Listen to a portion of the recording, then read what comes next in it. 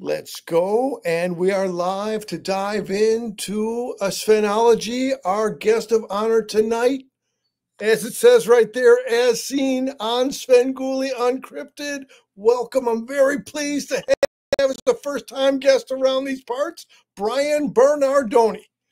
Nicely done. Nicely done. I'm real happy to be here. First thing I want to do is do a shout out to Nanette. Thank you for hooking this up. And in the pantheon of Sven fans, there's a few of us that have been together for a very, very long time. And Nanette is the voice of reason amongst the chaos. Let Nanette forever have that as the title or the subtitle to where and how she is billed. Completely agree. That was absolutely. She's too humble for that. She's too humble. Absolutely on my list of acknowledgments. I want to also put in then an assist, if you will, to Dave Fuentes, Terror Dave. Terror Dave is my hero. And then you being a Southsider, Dave being a Southsider, there is a concentration, a fortification of Sven phenology, of Sven knowledge base coming from the South Side. And it starts at 111th and Kesey over at Alternate Reality Comic Book Store, where you can see a life-size model of Sven's coffin, two of Svengoolie's walls. There's a lot of fun stuff to see in those windows, and I'm thankful for the owner of Alternate Reality for him keeping that window well lit to show off Svengoolie's coffin there. We're absolutely going to get to pictures and stories of how you assembled the coffin, how you shipped it there, how they displayed it. But again, from Alternate Reality, you go in there, you get some $5 back issue bucks. So it was my fortuitous. I base off the term synchronicity, and I adapted to Svenchronicity, and this is a great Svenchronicity that led me then in that place. What a great shop! What a great display of your stuff.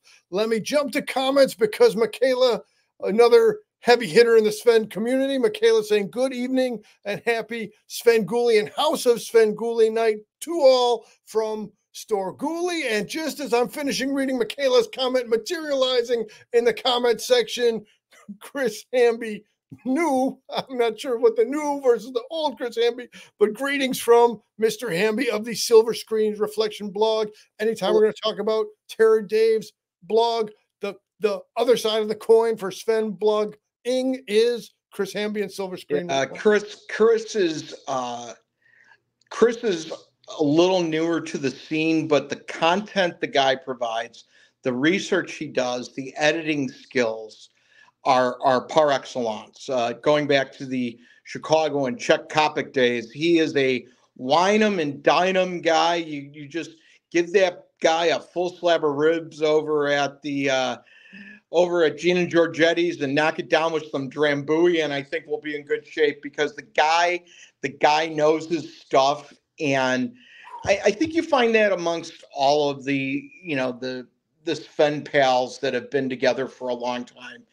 Just a really, really dedicated group of people that love the genre, understand how important the genre is. I think not only to those that spend their nights on Netflix or Tubi or things like that looking for horror, but when I wrote the legislation for Svengoolie Day in Illinois a long time ago, one of the things I noted was I grew up with family classics in Chicago. And when you think about what Sven actually does and how he does it, he is in that same pantheon that a Ray Rayner would be in. He is in the same pantheon that you would find with Dirty Dragon and all of those great just television hosts, just including Fraser Thomas from WGN. Just super content, family friendly is what it is, and it's something not only that you feel safe, but you can't walk away from a Rich Coe's program without learning something. And if you're a guy like Chris Hamby, which is what this monologue is all about right now, Chris clearly was heavily influenced to dig deeper into the program. and extract information. So he's a must follow as far as I'm concerned. And Terror Dave, he's Svengoolie fan one to me, and his loyalty and his grasp of the unusual within our own fandom, the people that are really dedicated to keeping this thing going. It really does start with Dave Fuentes. I love him. He's a great guy, and an excellent writer. And that's something I would put with Hamby as well. To write about this genre with authority, you have to be an excellent communicator or writer. And both those guys have it in spades. And you add to that Nanette's understanding of the history and her exquisite artwork. It's really kind of a formidable group when you start looking at it. And then you add all those outside artists that have flocked around Svengoolie. It's an abundance of talent, and most of it comes out of Chicago. Man, there are so many directions to take this conversation because there's just such a length, width, and breadth of Sven going on here. So let's steer again. It was not at C2E2. It was not at Flashback 2024, but it was at Flashback Convention, the horror convention in Rosemont, Chicago suburb based for those of us who aren't in the immediate area who might be watching. And there I am walking around on the floor with Nanette and with Svengoolie, and I'm not sure if Dave was there at that exact moment, and if Todd Houston was there at that exact moment. But then I forget Angela and her husband, and I mean it's so weird in so many ways that you have so much an abundance of talent and people that once we all finally see each other, it's a special. It really is a family in a lot of ways. I mean, I've had a lot of folks at my home, and because they're family, and how does the TV show do that? And as we go deeper and hopefully in the conversation, it really, I think, was in part a lot of Twitter and us protecting the brand before the brand was even a brand, and protecting it and exploiting it and making it funny. And again, I think we've named a lot of the key protagonists, including Svengoolie, whose costume of the son of Svengoolie it's pretty dead on. Mine is dead on for Rich, but hers takes it to an extraordinarily fantastic homage. And that was where, as I'm walking around the floor with them, is how I got introduced to you, and they were putting it in my ear. You got to get Brian on as a guest, and I was saying no doubt. So, the right time and right place, and here we are now. I'll also say that Svenard's cosplayer Drew was definitely walking around the floor with us at that time. So now I've established how Nanette and Sarah and put the trail of breadcrumbs is how did we get here together on this two faces on two screens here. So let's take it back to the Brian's origin story. Brian, what are your first memories of the son of Svengoolie era? What were the first episodes you caught, or your earliest memories of Rich Coase playing the character of son of Svengoolie? Well, I thought you were going to stop at what your earliest memory was, and I was going to say something along the lines. It was warm, moist, dark, and then it was light. No, but the reality is, I grew up watching creature features, and on WGN, and when Rich Coase became the new thing on WFLD channel 32 in Chicago back in the day, it was campy, it was funny, and I was highly impressionable. And that's kind of a big thing, right? And from that, you just kind of walk down the path of horror, and looking forward to a program on a Saturday night. Most of us, I think even the most strident horror fans will admit that Rhonda Shear came up during those time periods, and you had Elvira for sure, or Joe Bob Briggs, or those folks. But Sven was just so reliable and funny, which made it that much harder when he was taken off the air. And it was just, how could horror not be important to some of these stations? But I think the loyalty of Sven fans over many generations have really compelled that to be a mainstay now for regional networks for sure. So this is a question I don't have in my standard set, but as we know, for those of us who've been around, then I want to, of course, individualize the questions per guest. Can you remember, Brian, was it Cubs fan first or Sven fan first, or would you say that was a simultaneous occurrence for you? I think really kind of concurrent, late 70s. My first Chicago Cub teams were teams that were led by Joey Amalfitano, Preston Gomez, Billy Buckner, Yvonne DeJesus, Dave Kingman, Scotty Thompson, Barry Foote, Rick Russell. So you kind of come in ground floor in that situation, and that's kind of how it was with Rich as well. Rich was still a very, very, very, very, very, very local program, and again, it's the passion of guys like him and Doug Graves that kept a continuity of programming. And I think one of the unfortunate things that is out there is the fact that we're not going to be able to see an awful lot of that archive footage that was there, just because of the laws have changed about music and different things that were being utilized. Otherwise, I would tell folks that, for a guy like Rich, who went to Northwestern and had that kind of a cerebral background, to be so irreverent, funny, family friendly is just extraordinary. And that he's done it for nearly 50 years makes it even that much more special.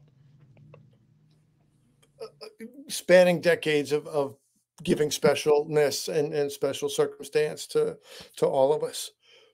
In that early phase, was there a particular, as you're just mentioning the songs, was there a particular song parody or comedy bit that sticks out for you from the early era that drew you in?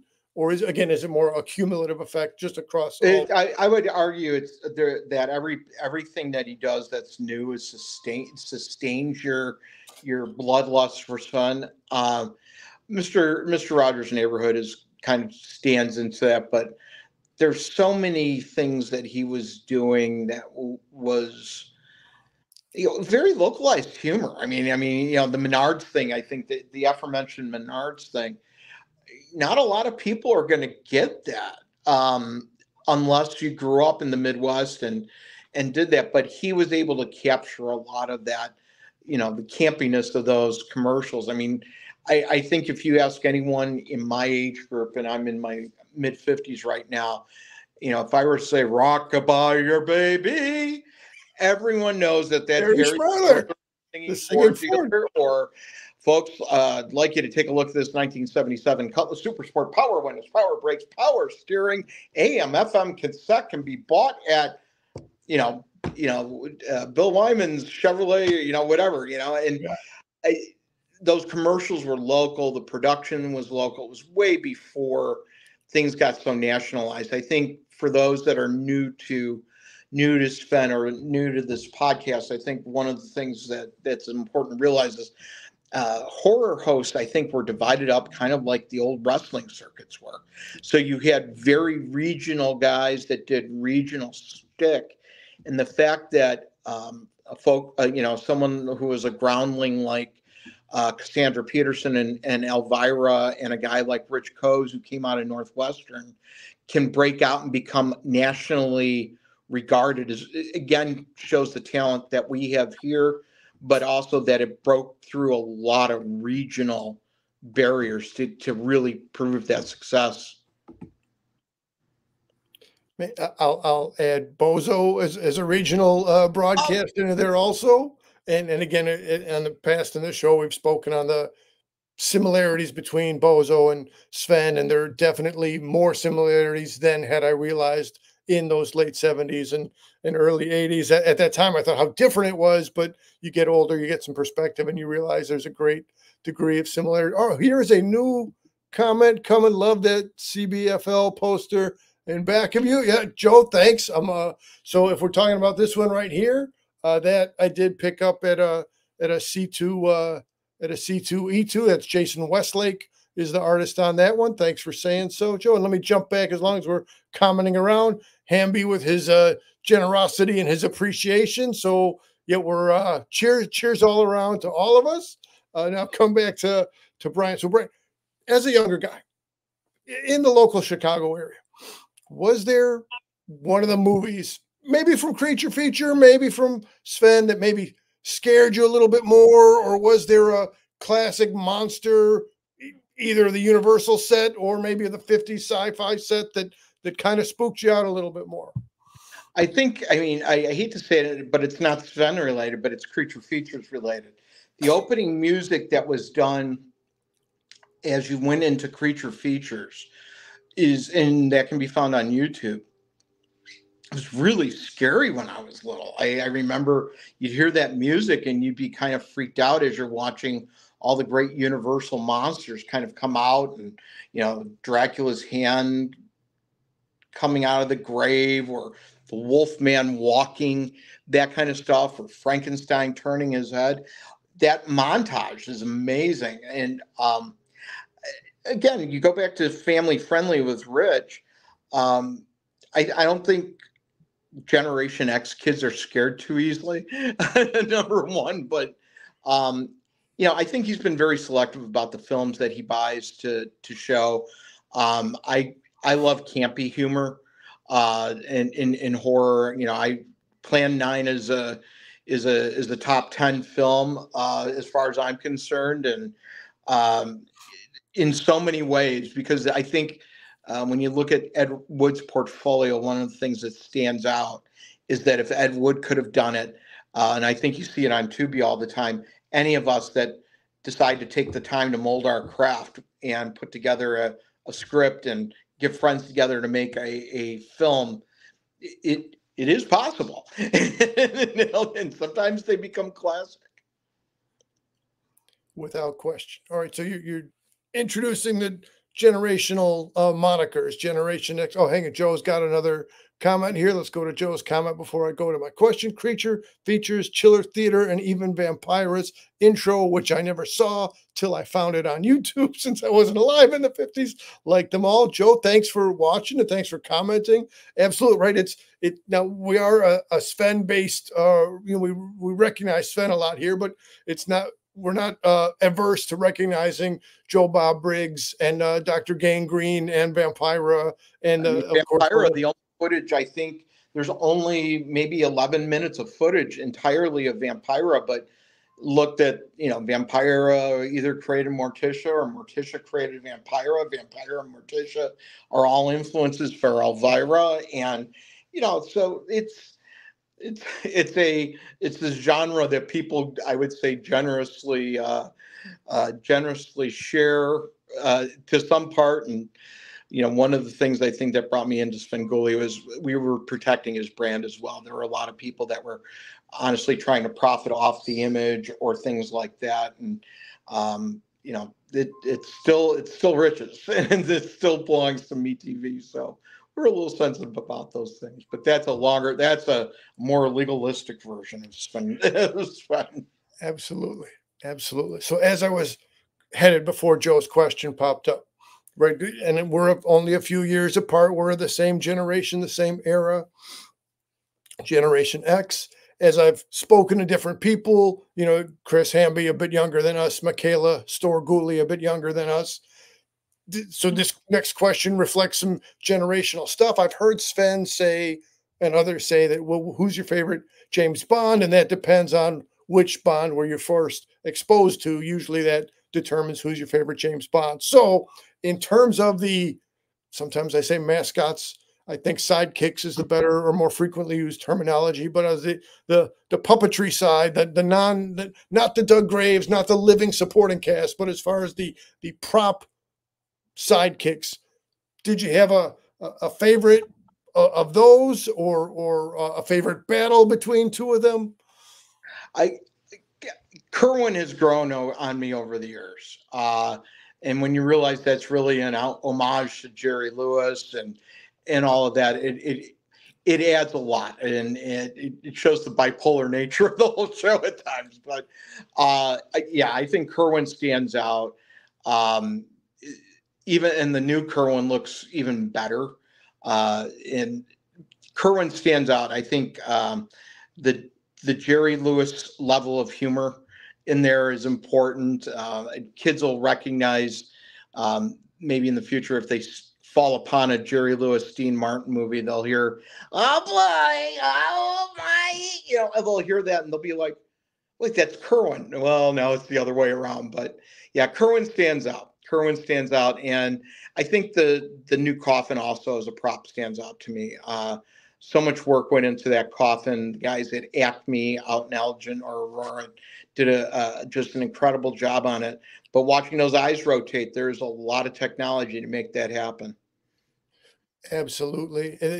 I'm not at all knocking the new stuff. I am on board with the new stuff, but I remain a loyal Zalman Tombstone fan. And as far as some of the, like, you take your Tombstone and you take your Kerwin and you let them go at each other, and that is priceless material. And then you take, going farther back in time, to take your Durwood, who's the puppet character from the original Jerry G. Bishop's Svengoolie, and this remains one of my, I'll revisit this on YouTube over and over and over. When they had the mock election, I think it was from 1984, but then the line was because Durwood is a wooden puppet and Tombstone is a skull. So I forget which got top billing, but you take a bonehead and a dummy and put them in the White House, or however it was phrased. But that remains one of my top things that I will revisit over and over. I know we all appreciate the loyalty of all fans that can go all the way back to the days of Tombstone and Durwood.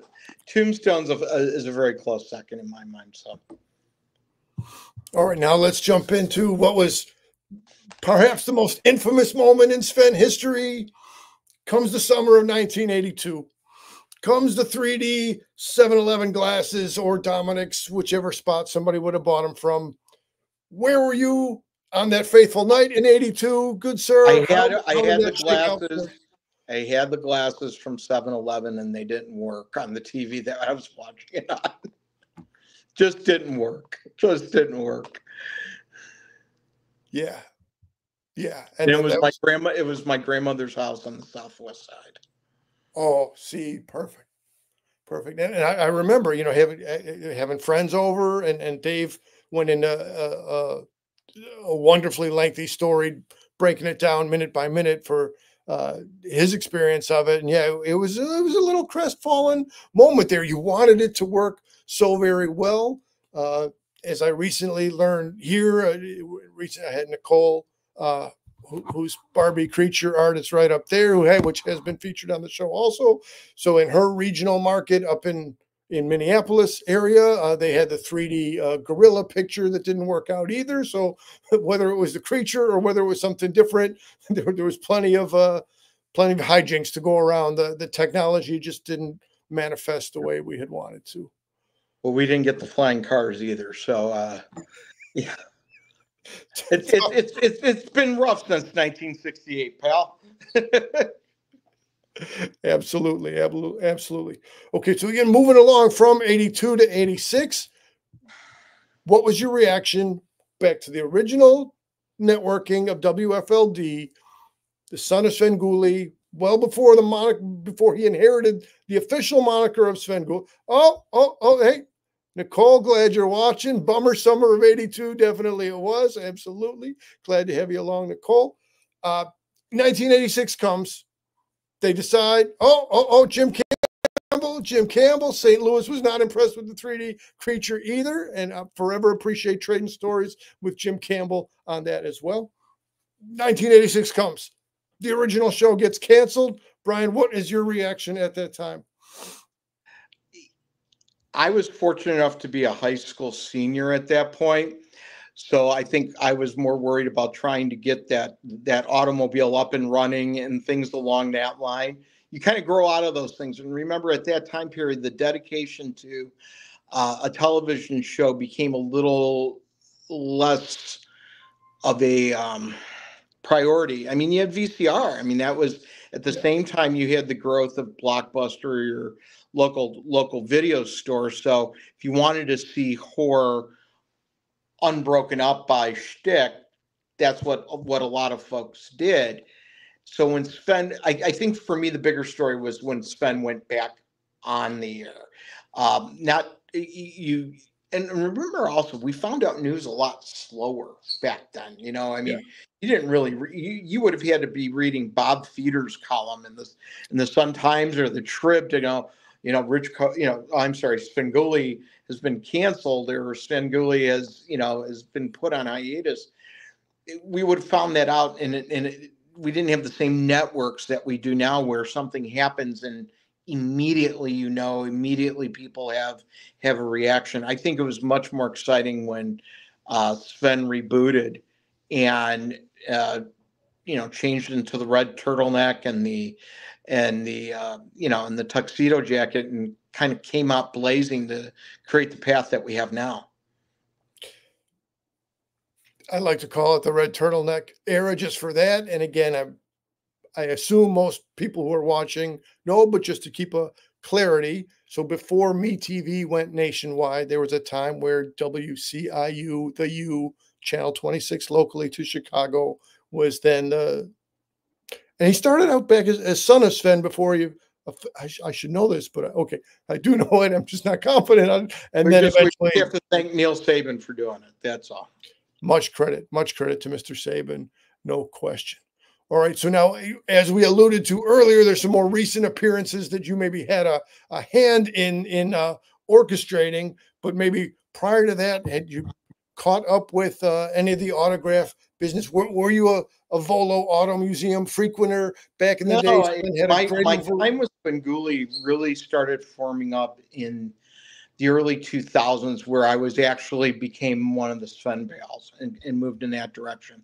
I lived within blocks of where where his underground studio is located, and of course we all know that's a very top secret location.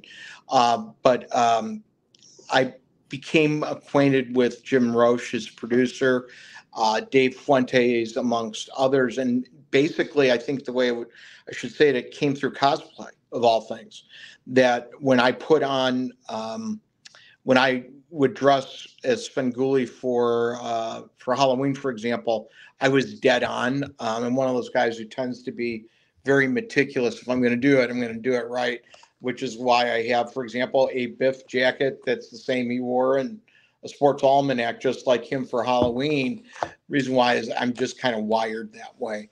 But I did that with Svengoolie, and he gave me a lot of props on the show about it, and one thing led to another, and then you go to a signing, and then the next thing you know, you meet a guy like Dave Fuentes, and the next thing you know, you start deciding how you can ramp up your Svengoolie look, and that's kind of how the coffin came to be. What a perfect segue to go into the coffin. I was going to just first there's the show and the entertainment of the show. Then there's the community building as a second ring or second layer, if you will. But all right, let me jump over to the pictures of the coffin. Now let me see. There's the stuff you sent me. There's the stuff is this okay. So I took a field trip to the South alternate reality. They were open for business. And because I had to see, as is well documented historically in the Terror Dave's blog of what you put together. So your pictures are way more clear because they were your own pictures. I was taking pictures through the window. So let's go to my lower quality pictures first, and then we'll go to save your higher quality pictures. Those are real Svengoolie walls. Those are walls from the original set. I own 4 of them, and 2 of them are display in Mount Greenwood. With the Svengoolie coffin, and then 2 I use for my own purposes. So currently, the Museum of Broadcast Communications is looking to reboot and is not open. But there was a time when the museum was open, and they have the Svengoolie display right across the aisle from the Bozo and Ray Rayner and BJ and the Dirty Dragon display. So So I'm taking notes. I'm getting out my highlighter. I'm annotating here. So 4 of the walls from the original set. You're saying two here and 2 there. That are you able to say how did the walls exit the 26 Yeah, North I mean, Hollister and area? on the back of the walls, actually, Rich had written what part of the set they're supposed to be used for. Part of them were used for the mail call. Part of them were used for different things. I know that the Sven has retained a number of walls for himself when he wants to do something retro, and then the Hall of Fame has the museum broadcast communication, I assume, has the remaining parts of the set, and those are very prominent walls. Man, that is I'm taking notes, not literally, but I'm recording the notes here while we're talking. This is good stuff. Okay, again, from the inside of the front window of Alternate Reality Comics, I can make out the rubber chicken. I can make out the rubber chicken necklace. The base of this figure, this is definitely a Sven replica looking character. Oh no! That's not a Sven replica. That's a replica of one of his very short-lived um, uh, puppets that he had. Wow. All right. Here we go. A little bit of Jerry G. Bishop on the wall there in the black and white photo. Again, I hope it's somewhat clear as I'm taking pictures through the window. Or That's Fredo. Yeah, that's Fredo. Fredo. Hopefully not affiliated to the Godfather Fredo in any kind of a way. All right. Now, again, so this is your art on this coffin lid? This is my artwork, but our friends from Horribles, I'm colorblind. And what happened was there were multiple people involved in this process. My father-in-law, John Overin, did the base construction for it. That's all wood. In fact, Rich's coffin could probably actually fit in that. That would become more of a sarcophagus. But the actual work there that you see, I was able to get from a guy by the name of John Aranza, who owns the Cafe du Monde in Berwyn, of all places. He is it is a Michelin-rated restaurant. He also had a horror film store that called Horribles, and he had a full picture of the coffin. There wasn't a lot of them back then, and I had a colleague of mine actually help me by identifying the colors. It was almost color by number. A guy by the name of Jim August understood that I was colorblind. So when I was putting the paint palette together, I would know what it was supposed to be based on that coloring system. Wow. Just wow. My jaw is dropping here again. Figuratively, I was going to say I could dig up my pictures from Museum of Broadcast. I don't mean for here and now, but and then put up. Is this the coffin in the museum, or is this the Brian Bernardoni coffin? It really is identical. It really is, except for the shape's a little bit different. Rich's coffin's a little bit more of a toe pincher, which is a technical phrase of his coffin. But the artwork and the language on the coffin is identical. See, and this right here, this picture worth 1,000 words to reinforce the same thing we're saying. If I didn't know better, I'd say this was the hand of Rich himself on this coffin. Wow. Thank you. I appreciate that. That's a high compliment. Now this, I think, do we have a Frankenstein-ish dummy off to the side here? Maybe I should start with Frankenstein a dummy. He's kind of big, but yes, I have a full-scale Frankenstein monster there, amongst other artifacts. And again, I can't thank Tim Davis enough for really preserving this part of Chicago history in the windows of his comic book store. And Tim Davis is the epitome of the kind of person that should have a comic book store. He's got great passion for the subject matter. And you'll always find a great deal there too. He's a good guy, good guy. Right. So I had the one time in there only, and I'll say so. My day I did a double stop. I stopped in there, and then I made it over to Haunted Trails for a little video games and mini golf with the family. So it was a real nice 1-2 punch. But that doesn't mean you have to do both. If somebody wants to do just one or the other, let me say, I was impressed with his use of vertical space and his use of angles. And I'm no architect. Yeah, he doesn't have to. I was living in the neighborhood when he did that, and for those that are comic book store people, I had behind the counter privileges. So, you really kind of see how that is all set up, and he's got a perch where he can really manage everything from where he sees it and can point precisely. He's an accomplished writer, artist, um, uh, fine arts person. So his use of angles are really, really sublime. Great comic book store. I believe what his new release day is, Wednesday or Thursday, I forget. But yeah, great guy. Yeah, and I definitely let me say directly, I picked up a good handful of comics. There were some Archie Halloween specials from the family friendly side of things. Yeah. I got a little caught up on the current X-Men books also. So a well stocked, well designed, well crafted shop that he has. And as long as we're acknowledging shops, if we can also just do a slight pivot, also, can you tell us about Memories from Horribles, which is now closed? There was a time where it had combined with John Aranza did something really special there. It's a big genre. And from everything I've seen at conventions, horror fans have money. I mean, they spend money. I'm looking at your backdrop, and we will spend for something that we really, really want. John's store was unique. It was almost like a house in the macabre, because you really had unique pieces signed by Vincent Price. You had old Hammer or AIP posters. You had you had some really great stuff. He had a screening room downstairs. It was really a splendid idea. It just it didn't take off the way I'm sure for certain that way John wanted it.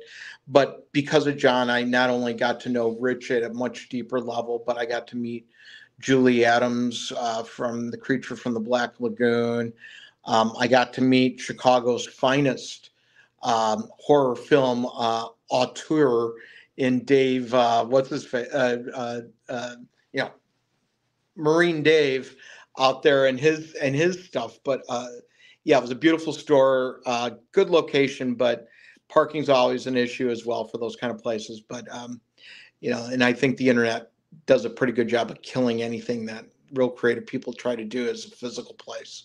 It is a great memory lane to hear you speak of the upstairs and the downstairs. I wish, you don't know then if I only knew then what I know now, I would have taken a ton more pictures. I don't have any single picture of the inside of it. My only external pictures that I have to reference are, well, let me say that I took myself. Now, Dave has been generous with his exterior shots and then his interior shots for events that we've featured here before with Dave as a guest. But yeah, so and let me say, coming up in a few minutes, I'll also speak on the Horror House. Horribles had its day in the sun, and Horror House is our current spot, and I'll have some stuff. But before we get to all of that, let's go backwards just a little bit in time. So now this kind of, I had to wait a minute. So there's you with the beard. Noteworthy to me is that Warner during Uncrypted didn't have his beard. So I'm just doing this sorting out of who's got the beard at what point in time. And so what can you tell us, Brian, about the Svengoolie Day a couple summers ago out there in Berwyn? First off, I'm honored to be part of the group of folks that were brought in to work on Encrypted. Encrypted is a great program because it it is, I would say, a baby step into Svengoolie mythology and where it is, whether it's Sarah's representation in there, or Nanette's, or mine. There's so much that goes into it. The way I would say it is this: as the author of Svengoolie Day in Illinois, that Berwyn stepped up to give him a skeleton key was a big deal. And I think even the mayor of Berwyn was a little bit surprised by just how many people were very much into the whole thing that it was. What I would suggest, though, is I think the book / documentary on Rich has not been done yet. I think Rich Kaz is a lot more than Uncrypted. What he has done as an award-winning broadcaster, what he has done for the careers of so many people, it goes beyond the pale. And I think that's shown by the legacy of how many fans from across the country tune in to watch him on Saturday night. It's, pretty soon we're going to be going into what used to be Stoogepalooza, but is now just the Three Stooges, and then we're going to all watch Sven together. But Uncrypted, I think, captures the spirit of what he means to some people. I think if you watch it to learn about Svengoolie, you're going to get that. And I think the MeTV crowd did a good job with that. But I think you also see the dedication that a lot of these fans have for this guy. And we all have real jobs, real lives, and real families and all those things. But the amount of dedication and love for this guy comes because he gives that back to us. And he's acknowledged when when I've been sick. He's the kind of guy that reaches out and makes sure you're okay. He's watched my 4 daughters grow up in one form or another. This is a guy who loves his fans, loves what he does, watches how his brand is, not because it's a brand and it's monetized, it's because it's him, and I think that's what really makes him about as special as any celebrity, politician, athlete, broadcaster I've ever met in my career. He really takes the time to know his fans, and that he's not aloof about it. He knows who those people are, and he's a true gift. He really is. He is a true gift. That's a perfect way to say it. Definitely a prince of a man, a gift of a man. Let me bring Hamby's commentary here. When I saw Brian, Svengoolie, and Annette on Uncrypted last week, Chris, you were the most dancingest for joy guy of all, and that's the best thing. But yeah, and so then for me, tracking, like, there was a time where I watched Uncrypted and I had not met any of you or any of any of the people we're speaking about yet. And so now it's the time before and now the time after. So that's really cool for me in that way. Okay, let me come back to the pictures.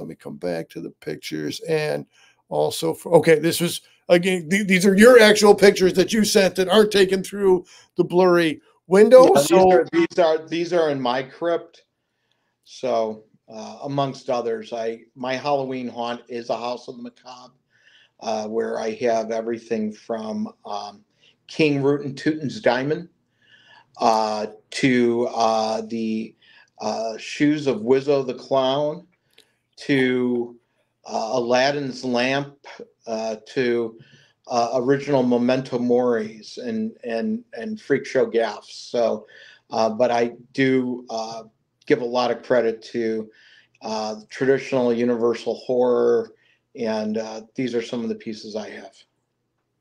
Magnificent. That's a hand from the creature from the Black Lagoon, but that's actually signed by Julie Adams, which is kind of cool. That's cooler than cool. That's ice cold. That's real good stuff.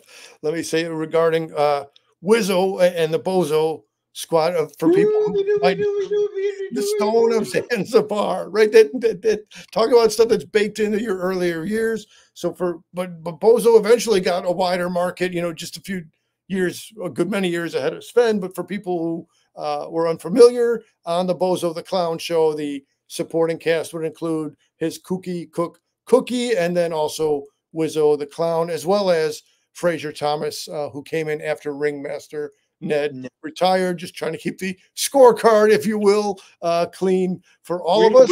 We're going to win in any Chicago television trivia contest. I just want to put that out there. Heavy hitter, serious contender.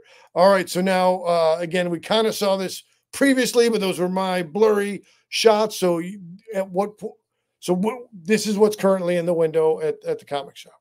Yeah, that was shot in my home. Everything that you see there, except for the walls, were made by me. So that would also include Svengoolie's shield there.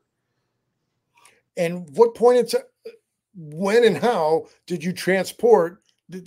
Where does he get those wonderful toys? How did he build that wonderful coffin? So when and how did you ship it over to Alternate Reality Comics? Well, I'm very thankful that Tim Davis has a very large truck. Because that coffin probably weighs about 200 pounds. Oh my gosh. That's an original radio. That's a vintage television. We worked very hard just to create the scene of what Svengoolie's set was in such a way. My goal was very simple. If Svengoolie ever got canceled or thrown off the WCIU set, that he could come right to my house and actually do that. And I would say goal was achieved. The exact words I was about to utter. Absolutely, goal achieved. I mean, it would be a different thing to put a Buddy Sorrell together now in the current era, but I mean, again, it was show people. You know, if you make a guessing game of it, and people would not be able to tell which one was hand painted by you or hand painted by Rich. All right, we're stacking comments. Let's see. Jim Campbell, and let me before you answer, Brian, Jim Campbell is known for throwing out a boomerang, a stumper kind of a question. That's for the 7 years that I've known Jim Campbell, that is his way. So if this one's not a boomerang for you, be ready for Campbell to come at you with something else. How did you get Wizzo's shoes? I have a very thoughtful eye and have a very good way of tracking down provenance. And when I saw it, I photo matched it. I knew what it was, and I bought it. It's just I found it in a shop. They're glass encased, and they're fantastic. Our pal Junkyard, who couldn't be here tonight, a frequent contributor and frequent comment in the section, had the good fortune in high school to be able to have, in the late 80s, to be able to have dinner with Marshall Brodeen, the real human being, the magician behind the Wizzo character. You can do these tricks at home, dazzle your friends and family. Legendary. Okay, Michaela, you're up next. You're saying you have the collector's pin and the coffin case that goes with it. Credit to you, Michaela, for continuing to expand your Sven inventory and your Sven collection. Well, I think that was part of the point of Wizzo, to be a little bit mysterious and a little bit freaky, to be an amazing star of Zanzibar. That's right. Man, oh man. All right. If any other commenters have any other questions for Brian, now would be an okay time to jump in with those. I know we're at about the 45-minute mark here. I'm just checking over my right. Okay, let's coming up. We're in the middle of the 45th anniversary business still, or the physical 45th anniversary. We could either say we're in the extended recognition or celebration, or the after party of the 45th years. Do you have things that you're looking forward to coming up on the Sven appearances or future Sven events?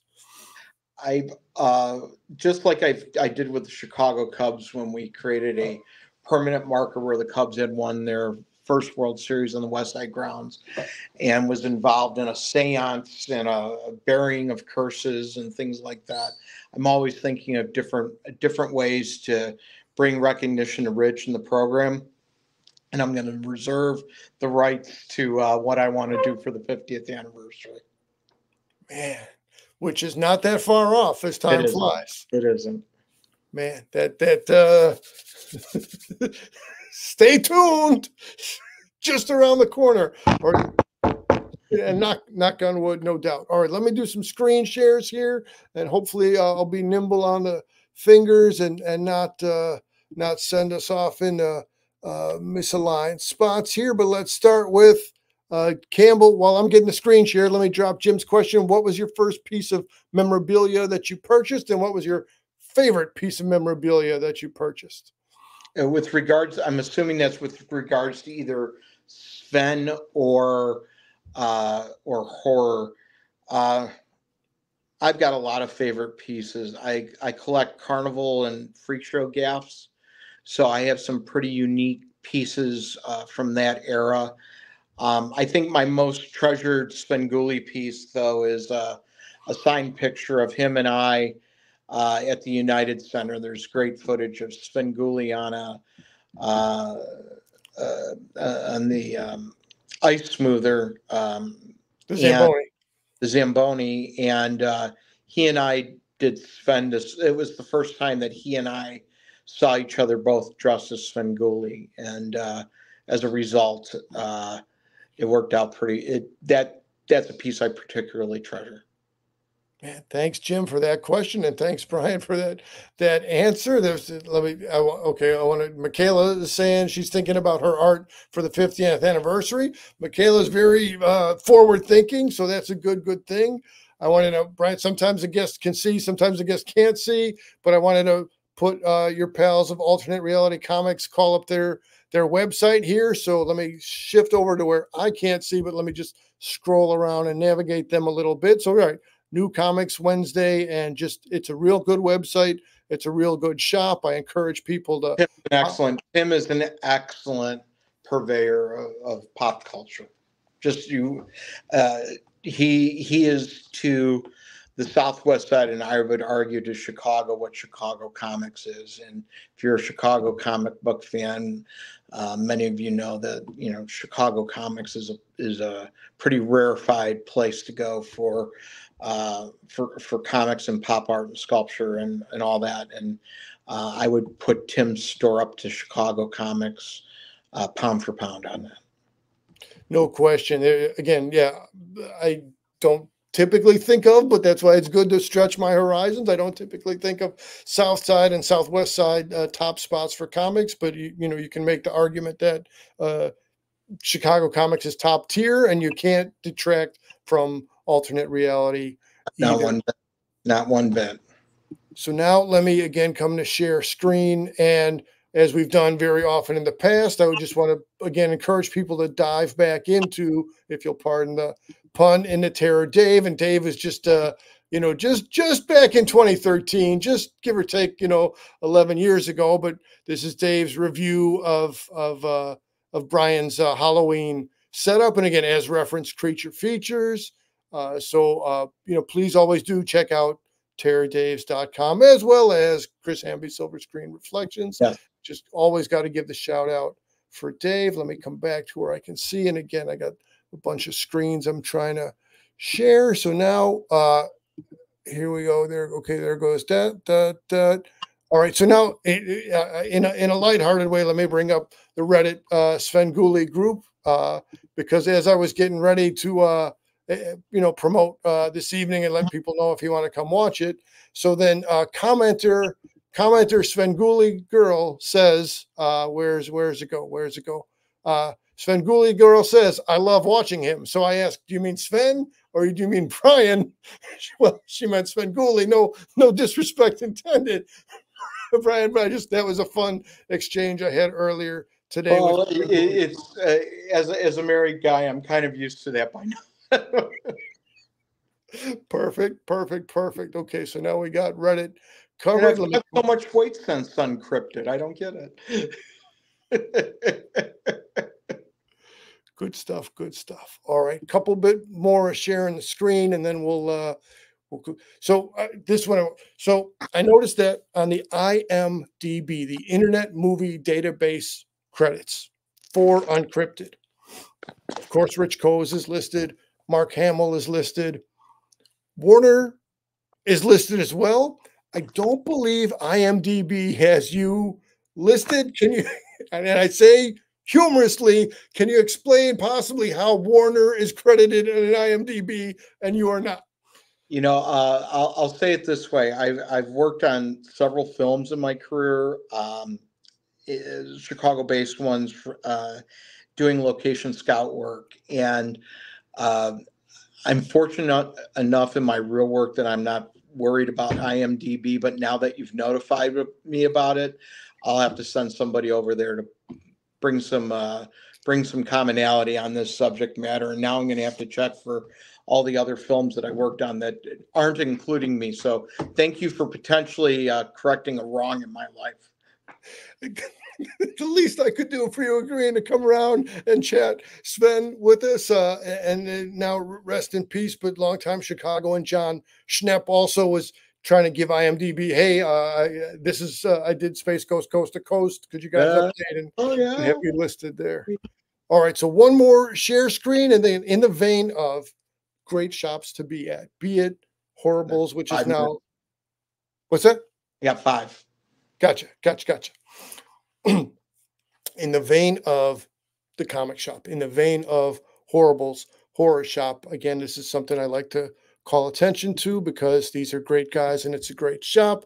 But let me come to where we have the best visual of it. So the current local spot is the Horror House, and I'm wearing the baseball hat and the T-shirt featuring Coffee the Coffin. So it's a great shop. It's a great contributor to the horror community. And if people are able to contribute to the GoFundMe, or if people are just able to, once they're reestablished in the new spot, which will be across the street from the Brood. But just the short story of it is these two young brothers, Moses and Vinny and Moses, and their third partner is Aaron, had some unfortunate physical plant issues, so they had to relocate. So I just want to continue to put in the good word for the Horror House, and I look very forward to when they're able to reopen. So let me jump back out of share screen. Okay. Was there a question? There wasn't a specific question yet, but let me say, Brett, had you been able to stop into the Horror House, or was it? And the address of Horror House is? The current address, which tomorrow is the last day at this address, is 2931 West Belmont, but they're going to relocate to, I think it's 2842, but it's directly across the street from the Brood and Bric-a-Brac on outstanding. The stores I tend to find myself in are places like Woolly Mammoth and things like that, which are also very unusual stores. But let's give them a plug at their new location, and I promise to come in. Man, that's a beautiful thing. Let's stay in touch. And when that happens, if it works out for schedules to be in the same place in the same time, I wouldn't mind. That will dispel the rumor that you and I are the same person. Absolutely. All right. This has been, I would say, a high octane, a wonderful study of Sven stuff. We definitely covered my standard stuff that I like, and we had definitely had some nuance specific stuff that only you could deliver for us. Is there anything you want to mention? I'm just thankful for all your viewers for supporting independent horror producers of podcasts and blogs and journalism. Guys like Fuentes, guys like you, guys like Hamby are incredible, because as this world gets bigger and bigger, nuanced discussion about the genre or the host is few and far between, and I would also argue not usually as accurate as you would like to see those things happen. And you do a great service to those of us who support horror, support filmmakers, support those that sell to horror or create horror on Etsy and things like that. You do a great service, so encourage people to subscribe to your podcast. I encourage people to continue watching Sven and sending their artwork. And one of the things that I always try to talk to people about, as you know, I'm chairman of the Salvation Army of Chicago, and we're a pretty substantial group. There's a lot of people in need, and for me, it's always a big thing to try and find board members to serve, to help others. And I always say to them, it's not that I just want you to be on the board, but I want your Rolodex, and that's an old acronym, but I want your Rolodex so that we're talking to more people who do it. And everything that happened with Svengoolie, I think between the time of the old set and the new set, I think was greatly enhanced. And I would love to have Fuentes on a group discussion on something like this of how we manage social media to preserve and keep Svengoolie going. The word of mouth of Svengoolie is important. And every time I've got a Svengoolie t-shirt on or a hat or something, people are like, he's still on. And so there's a lot of folks that don't fully have the message, but remember it. So the more you share it, the more people realize not only is Svengoolie on, but he's better than he's ever been. And that's the greatest gift you can give to all of us, because the more people watch Svengoolie, the more likely it is that it will continue on not only for our children, but grandchildren and beyond. Let me just say in general terms, right, the Salvation Army, it is important to acknowledge the work of the Salvation Army. I myself hold the Salvation Army in high regard, and I can say more about that off the live show as well. But this has been a very enjoyable conversation for me. Thank you. Have me back anytime. I'd love to come in, and I'd love to come into the dungeon live. Let's do it. Awesome. We'll close us out. Thanks everybody for watching. Coming up soon for me, I'll have Gary Ray's independent movie, The Creep, to break into, to check out. Thanks, Brian. Thanks everybody. And we are out.